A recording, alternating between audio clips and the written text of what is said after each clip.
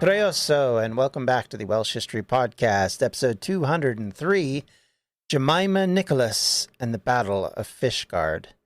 So, I said last week we closed the book on the 18th century, but we're going to come back slightly because there was one particular story I haven't really discussed, and it's one that I need to take some time to at least cover for this particular episode, and it's something that's important to the area around Pembrokeshire, and it's something of significance in the evaluation of history during the Napoleonic Wars.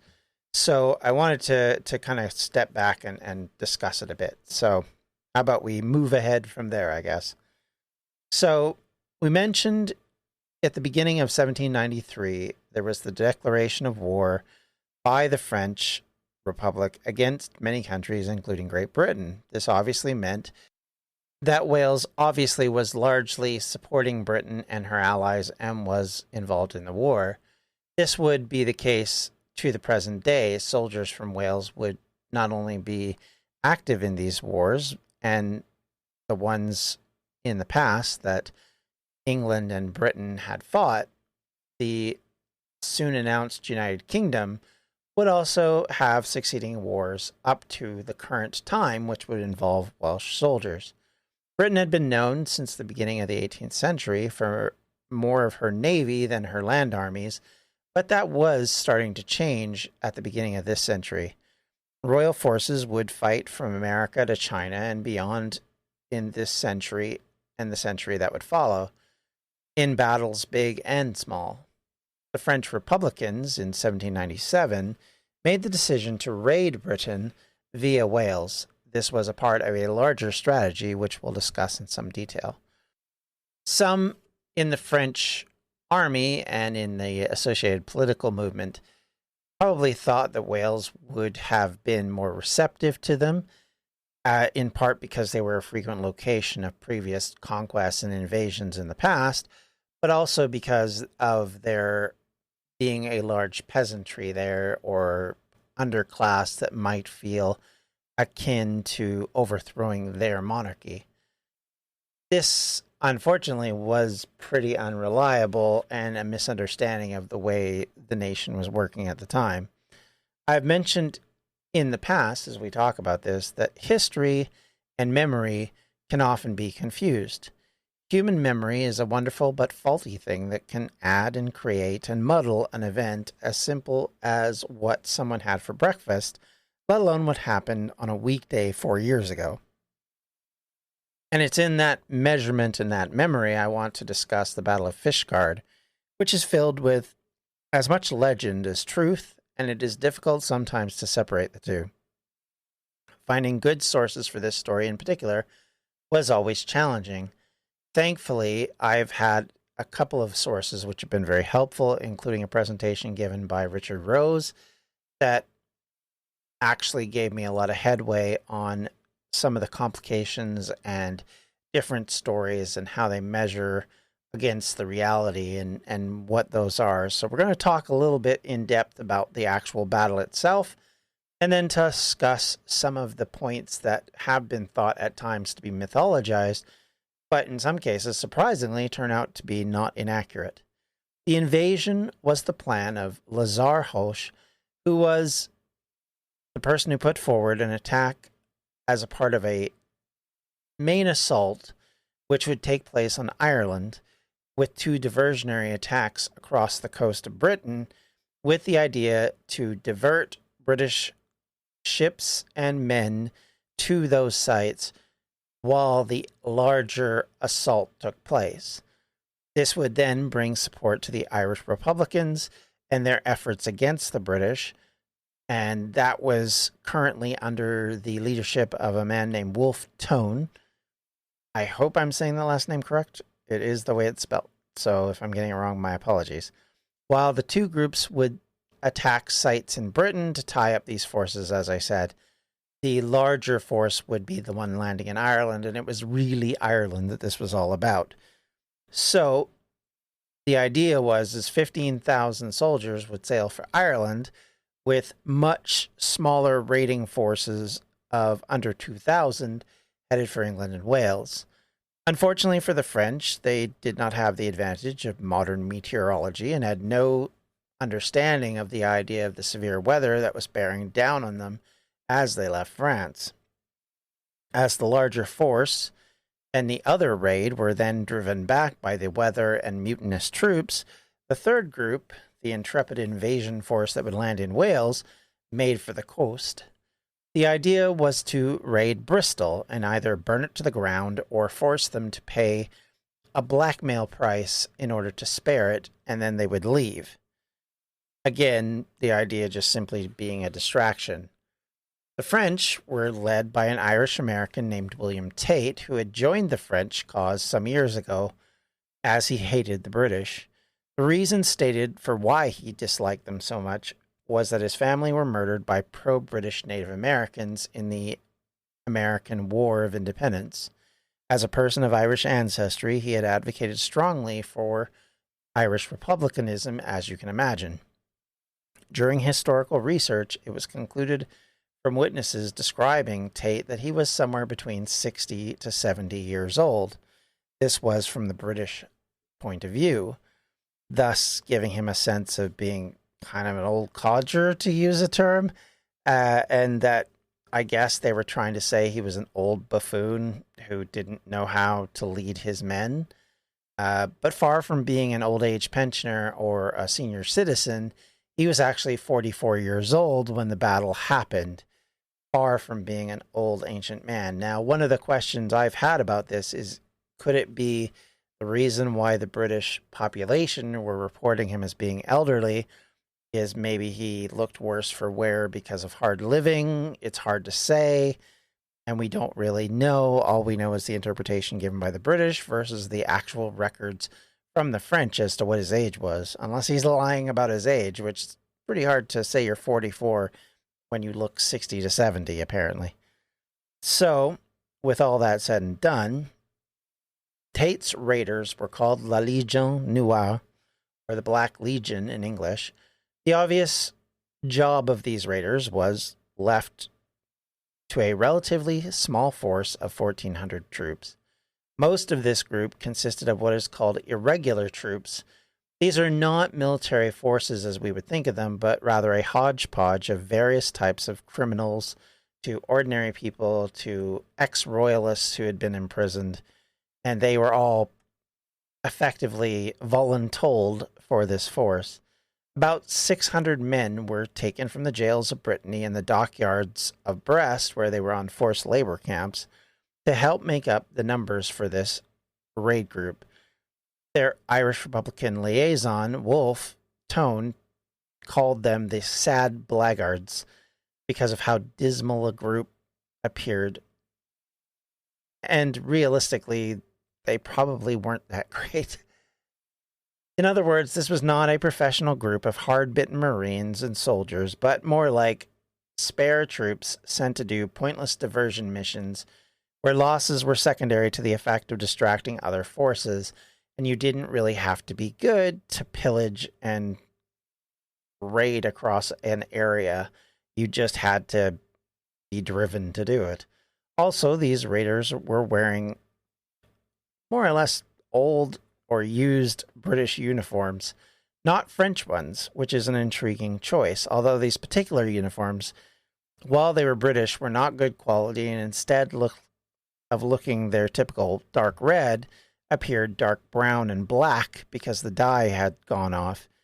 And this was the reason why they were given the name that we mentioned earlier, not because of some sort of dark deeds or the fact that they were evil men or any of that kind of thing. This raiding force was supposed to enter the Bristol Channel and land on the Welsh side near Bristol, making an easy jump-off point to the location they were heading to. Instead, the 4 French warships under the command of Commodore Jean-Joseph Castanier landed Tate's forces at Carraig's Wasted Head near Fishguard on the afternoon of the 22nd of February. Fishguard, of course, is located close to Ireland and nowhere near Bristol. While this force may have diverted local forces, it was never likely going to be a serious threat to bother anybody, And the minute they did that, the raid made no sense. I mean, it was already making no sense because realistically, their whole goal was to help an Irish landing, which wasn't even happening anymore. So this entire attack fell apart before it even really got going. And the reason why they didn't enter the Bristol Channel is because of the severe weather which had hit, was making it impossible for them to make headway on sails up the Bristol Channel, which is the whole reason why they ended up in Cardigan Bay in the first place.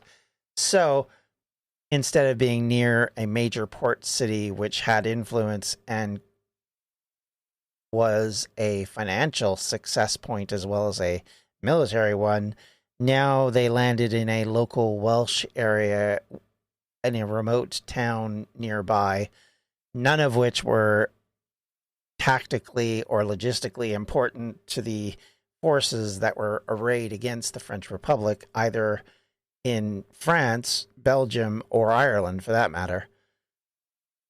Regardless, these troops disembarked, making landfall over the afternoon and evening.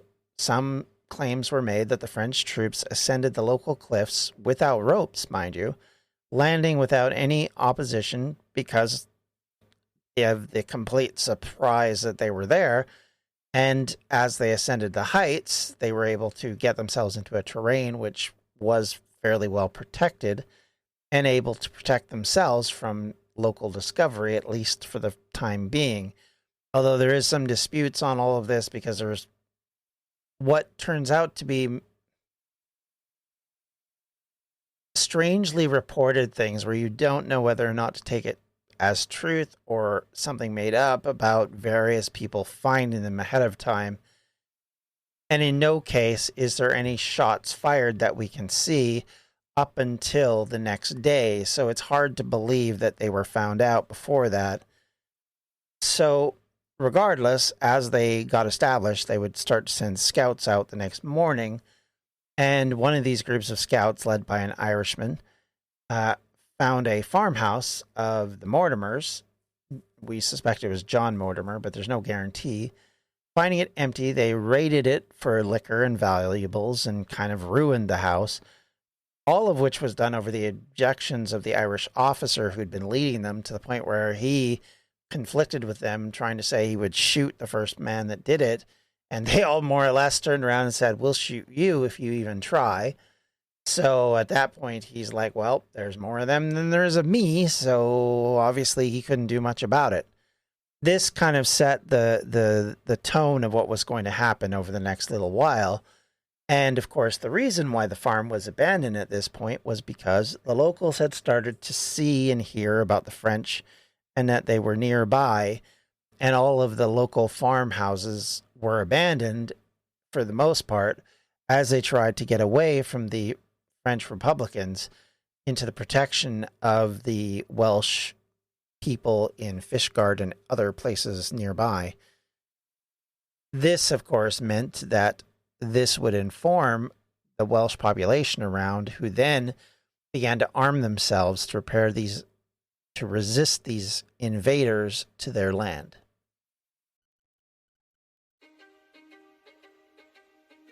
History is complicated. The story of human progress is long, messy, and riddled with controversies big and small. On Conflicted, we dive headfirst into history's most infamous events and contentious figures. We try and untangle the good from the bad, the fact from the fiction, and the monsters from the misunderstood. Was Genghis Khan a murderous butcher or a civic pioneer? Did the Allied powers go too far in firebombing the German city of Dresden at the twilight of World War II? And how did the Marquis de Sade acquire such a sinister reputation? And was any of it true? These are just a few of the tough questions we wrestle with and investigate on Conflicted. So if you love history or just enjoy a good story, please join me, your host, Zach Cornwell, for a fascinating new topic each and every month. Conflicted, a history podcast, is available on Spotify, Apple, or wherever else you get your podcasts. I hope to see you soon.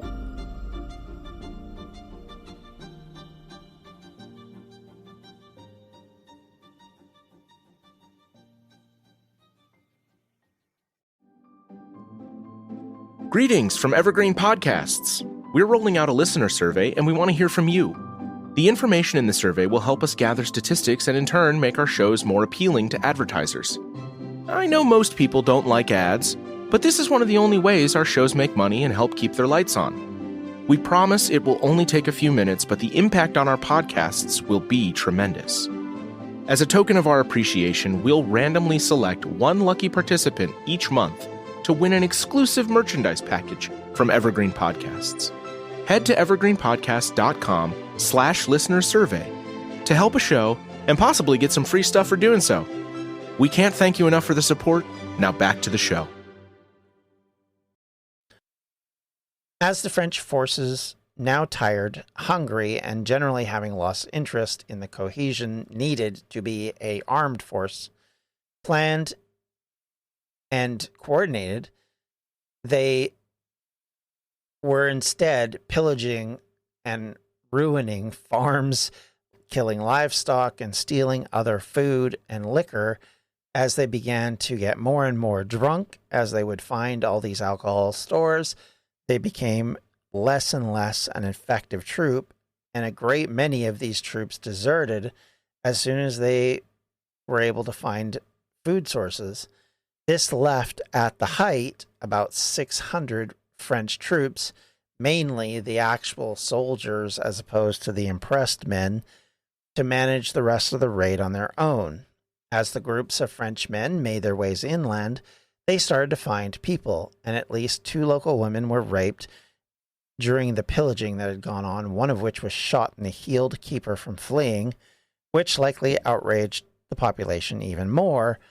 And as all this was going on, locals were arriving in their makeshift camp to try and drive them off. The locals were led by, at least initially, the son of the landowner, William Knox. Knox had raised a group of locals known as the Fishguard and Newport Volunteer Infantry. It was made up of 4 companies, and it was supposed to total nearly 300 men. And the unit was the largest in the county of Pembrokeshire. However, as common in the British military of the time, nepotism and elitism often overwrote actual experience and merit in leadership. You didn't become an officer because you had worked your way up the ladder or had an understanding or an ability. It was actually more often than not that you bought your commission. And so it was the case that the son of this man, Thomas Knox, was actually the one who bought his lieutenant colonel position and was now in charge of this. So this created a bit of issues because he had his commission, but he'd had no combat experience and had no idea what he was doing. And it is during all of this going on that we enter the point of the story where Jemima Nicholas starts to appear. Jemima at the time was a 47-year-old cobbler who, with her pitchfork, went out and, according to story, single-handedly or with a group of other women at this point, it's a bit fuzzy, went into the fields around Fishguard and rounded up 12 of the French soldiers and, in quotes, persuaded them to return to her town, where she locked them inside of St. Mary's Church. It is thought the French troops may have mistaken these local women like her in their traditional tall black hats and red cloaks for British grenadiers who, at a distance, look like this. And when I mean at distance, I'll explain why they would think that and where this kind of association has come from. Some have put this down to the French being fairly drunk after their pillaging efforts and being a bit fat and happy and lazy, getting caught out. It would make more sense that these particular troops were some of those that had fled the location that they were supposed to be in part of, because they would be fairly incapable of coordination and would likely be easily leveraged by the right set of circumstances, particularly if they were inebriated. So, of course, because of all of this, and because of the image of Jemima, she is looked upon as a local heroine and has, in fact, up until recent years, there is even a tradition of reenacting this capture of these French soldiers in Fishguard over the years. For the French troops now, instead of facing a bunch of women with pitchforks, actually now supposedly facing a volunteer militia, the trouble that they were in was only more pronounced when their 4 ships decided to abandon them to their fate in the afternoon of the 23rd. So one day after they landed, the 4 ships that were supposed to be retrieving them disappeared. During the afternoon, Knox, instead of holding Fishguard, abandoned it when he realized how massively outnumbered they were, having been only able to raise half of the allotted 300 men to help with the defense. And even if the French troops were half their strength, they were still more than a match for a bunch of volunteers.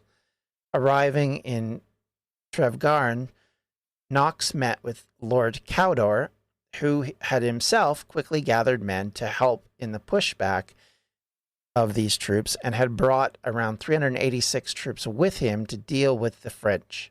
The 2 men bickered about rank as Knox tried to play off that he was the senior officer, which I guess by rank he was, but Cawdor was having none of this and demanded that he lead the force. There is some belief that there was even a possible duel over the issue. Apparently, either way, or whatever the result was, or whatever the argument was, the result was Knox relented, and it was Cawdor who led the troops, which was probably good. The force re-entered Fishguard, now with 577 Welsh troops, which still puts them at a disadvantage, but much more on guard with the actual regular forces that were still holding the height.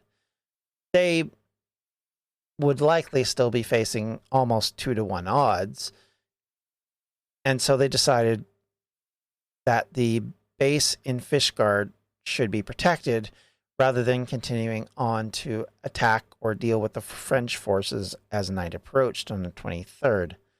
During the night, French officers arrived at Cawdor's headquarters and had discussions around the coming day. Cawdor made it clear to the French leadership that he had a decently sized army, and it was growing by the hour as troops were rolling in from the countryside.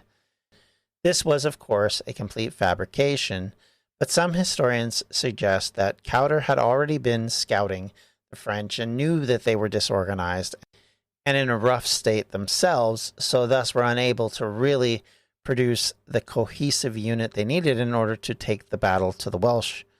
And morale was likely even lower with the loss of their escape route as the fleet abandoned them.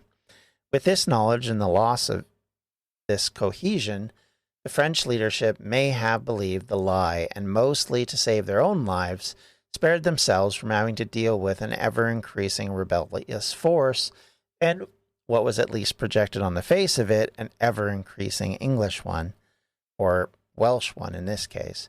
They would have to accept the terms of surrender, and the next day, Tate and his forces were marched to Fishguard and would be marched even further beyond. There is also some speculation that as the French left their defenses, they were confronted not only with the Welsh militia, but also local townsfolk who would act as a bolster to the idea that Cawdor had been trying to impress on the French. Either way, the remaining French troops were hauled off to prison, and shortly thereafter, Colonel Knox was brought up on charges and severely censured, or at least reprimanded, for his part in abandoning Fishguard initially. That's the story as we understand it based on initial history, but Jemima's story in the succeeding years was both downgraded by some and blown up by others. It was obvious she had done something considered heroic during this time period because enough stories were now talking about it even after her death in 1832, so much so that she had received the epithet Fawr, or the Great. So is Jemima Fawr.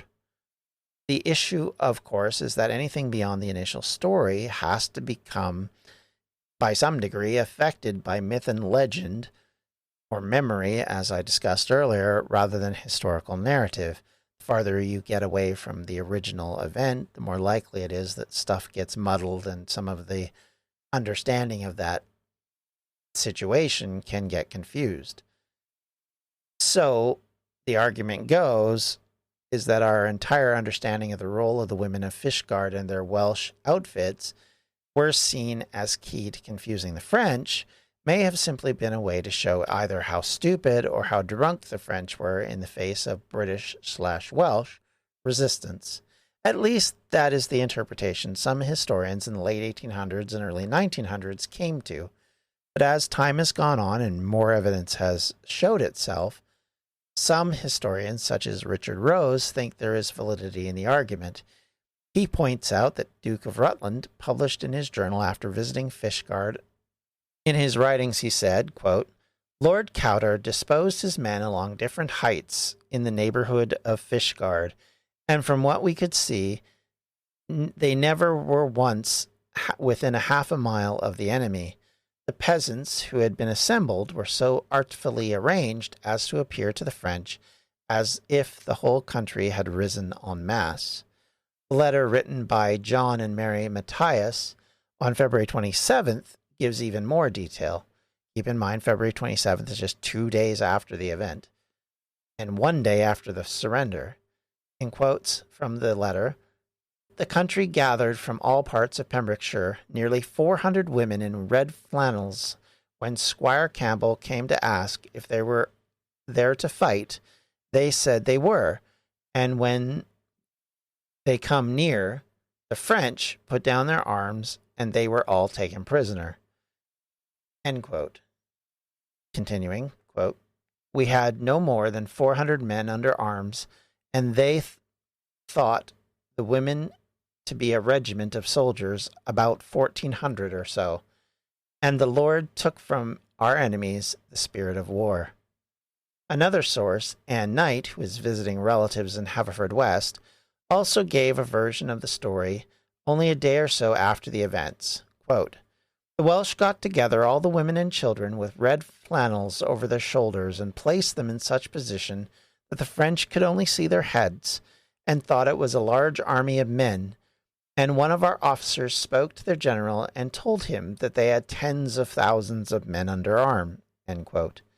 In the letter, Anne appears to give the dates of the first appearance of the women in red flannels as something that happened on Wednesday, the day before the surrender. It might explain the use of women being drilled from far off. In other words, this idea that they were over a mile away, to give the impression that there were more men, and also would give credence to the ideas that were expressed by others later that women were pretending to be soldiers, something that would, in some degree, go towards some of the stories about people like Jemima Nicholas and what their role was in the war. Of course, the French who got close enough to the women to get arrested by the women probably weren't able to tell their fellows exactly what was going on. And this would create that sense, like I said, that there were far more people there than there actually were, or at least could be seen. This would be something we would see again not very long after this, because during the War of 1812, when British General Brock would use an ever-revolving group of aboriginals who would effectively come in and out of a forest, they would more or less march out one side of the forest, march back into the other side of the forest, circle around, come back out again, looking like a scary group of people, so much so that the local general who was protecting Detroit became terrified that they were going to cause unknown calamity in Detroit and gave up the city without a fight. The role, regardless, of the women of Fishguard may have been expounded by later writers trying to expand on the idea of how they fooled the French and gave them possibly more than they may have had, but there is no doubt that they at least played some important role in convincing the French to surrender, and that the numbers of armed men were ever increasing because of these women being dressed in the way they were dressed. And this, of course, convinced the French that they had no chance.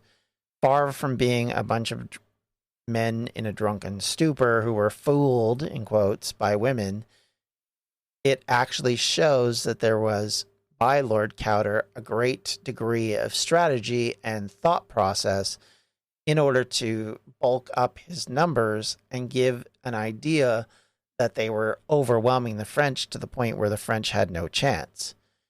So the Battle of Fishguard, sometimes called the last invasion of Britain, ends without major death, without a major battle, and with the French being humiliated. This would be normally something that would be lauded everywhere, but it's something that I don't think gets as much play. Certainly in my research of it, you don't see a lot of talk about it outside of Welsh circles, never mind, in the greater British public. And certainly the role of someone like Jemima Nicholas, while very important and covered locally, is certainly not talked about by any degree. The amount of books written about her are not big at all. But yet, she contributed to a major victory, at least in some respect. And in that, I think that is laudable, that is honorable, and that is heroic. And with that, I'd like to thank you all for listening. If you have any questions, comments, or concerns, you can always reach me at the Welsh History Podcast at gmail.com or on Twitter at Welsh History Pod. Or you can reach out to us on Facebook at facebook.com/Welsh History Podcast.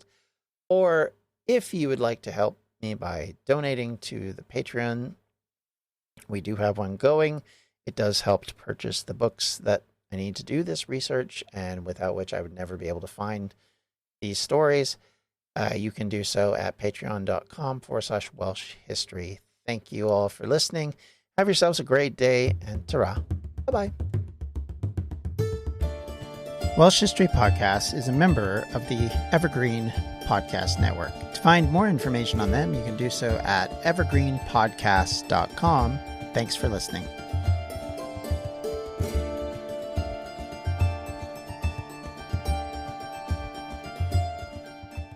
Hello, this is Gary Chahot welcoming you to check out the French History Podcast. Our main show covers the history of France from the first humans until present. If you liked Mike Duncan's The History of Rome and wanted a similar program covering the land of beauty, culture, and love, we are exactly that.